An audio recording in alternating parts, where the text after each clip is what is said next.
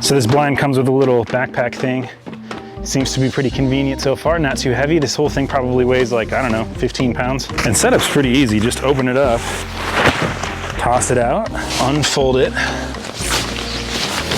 Bam, 95% done already. And I didn't nail it in yet. I'm not gonna put this whole entire thing together 100%. I don't know, maybe I will do it 100%. So this is the ground blind that we're going to be using. I do have orange tape on all four sides to comply with Indiana Hunter's orange laws for blinds. Just takes two of these guys on the inside to finish it up all the way. Move these over and tie them in a little bit right here. All right, all done. It comes with these screens for the windows to break up what's going on inside. So as long as you don't have a window open behind you, you can look out a front window and nothing can see you inside. Pretty basic inside, has windows on all four sides, and it comes with 4 of these mesh things right here to put up on the windows. Not much to this though, this is pretty much it. I haven't actually used this blind for hunting yet, I've just set it up a couple times.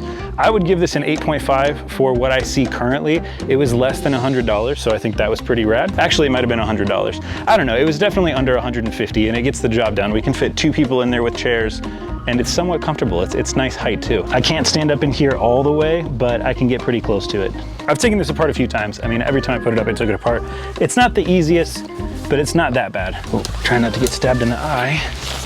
Take out the screens, and after we zip everything back up, we just fold it together like a taco and then bend it up until it goes back into shape. Taco, in, down, and over. Okay, yeah, that's it. That was pretty easy. Tear down process took like less than 5 minutes or so, and it fits in this bag. It's pretty convenient. So that's the hunting blind we'll be using tomorrow. I will be using a double beaded sight Mossberg 500 with a 28-inch barrel. This is very basic. I got this used for about 400 bucks. I do have a turkey choke on here. Yeah, not much to it.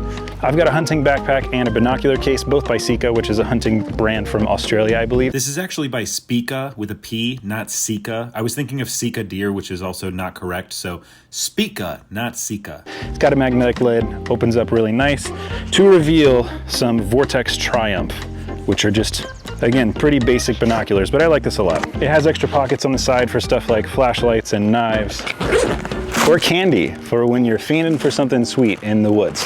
Pretty straightforward stuff. I like this thing. It works pretty well. There is an attachment you can get for this to attach it directly to your backpack, but I think it's like $65, $70, and I'm not about to do that. This is the backpack from Sika. Spica. That we're also using. It does have a gun sling at the bottom of it right here, but I put my tripod on here and I just rock my shotgun on my shoulder. Yeah, it's got a couple pockets here and there for ammo and snacks and extra handy dandy stuff, as well as a bladder for water when you want to drink water that tastes like plastic. I mean, it works though, I'm not complaining. I don't mind having plastic tasting water if I'm hot and I need something to drink. It's got a waist clip that actually fits across my 230-pound frame, so I like that. It's got a top clip too, and a couple other little knickknacks here and there. It's got a wired frame in here, I think, so it's got a rigid frame. It does feel pretty good. I give this like a 9 out of 10. This was pretty inexpensive. And we've got some calls. We have a crow caller to try to get some gobbles going because they don't like things that are louder than them. And we have a box call to emulate sounds of a turkey, and mainly a female because I'm really bad at gobbling with this. It's just a Redhead Company, like very regular box call.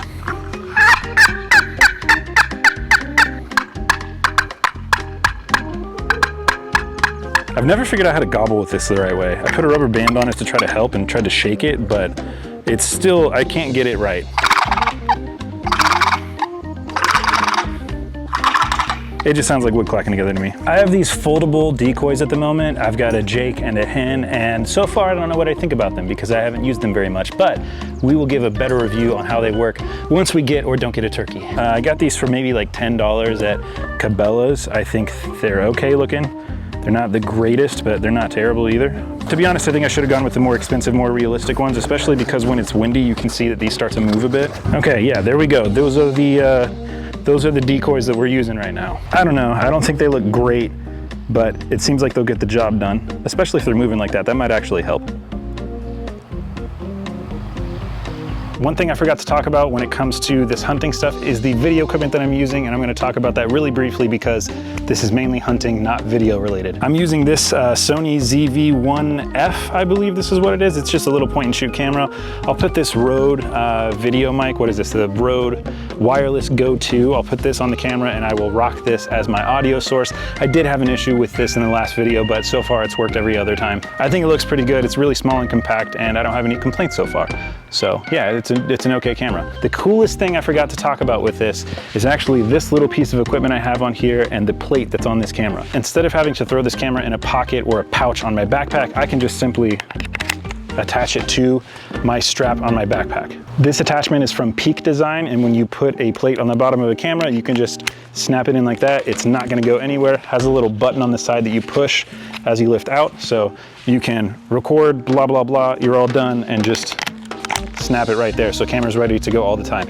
I'm not worried about this falling because I've actually used this exact same clip on much heavier setups, like a Sony a7 III with a 24 to 70 millimeter lens, which is pretty heavy, all fit on this clip, and it was like hanging down to right about the middle of my stomach. So very cool little piece of equipment. I think this might have cost maybe 50 to 60 bucks, something like that. But I highly, highly recommend it if you're somebody that uses more than one camera because you can toss an extra one just on like that. I think it's really convenient. It's really cool, and I can keep all my stuff on me at the same time as having this on me. Since the purpose for my hunting series is to get things on film, I do need to take film equipment with me, including this giant tripod and camera. So I've got a bag right here. This is from Wanderer. It's kind of expensive. I think this was pushing $200, but it is waterproof, so that's pretty nice. It fits this camera real nice and neat, as well as an extra battery, SD cards, a couple extra pockets here and there, and it's not too invasive. I give this one a 7.5 out of 10. It's more expensive than it should be, but it is nice. Well, that's pretty much all of the gear, or at least all the stuff that I'm showing in this video. Obviously, we're gonna be taking some stuff inside the backpacks that I didn't talk about, but besides clothes and some snacks and things, I think that's pretty much it. Thanks for watching, and stay tuned for the actual hunting video, which I've already started, but I can't show you until it's done. Well, yeah, there we go. This is pretty much all the stuff. Thanks for watching, and have a good one.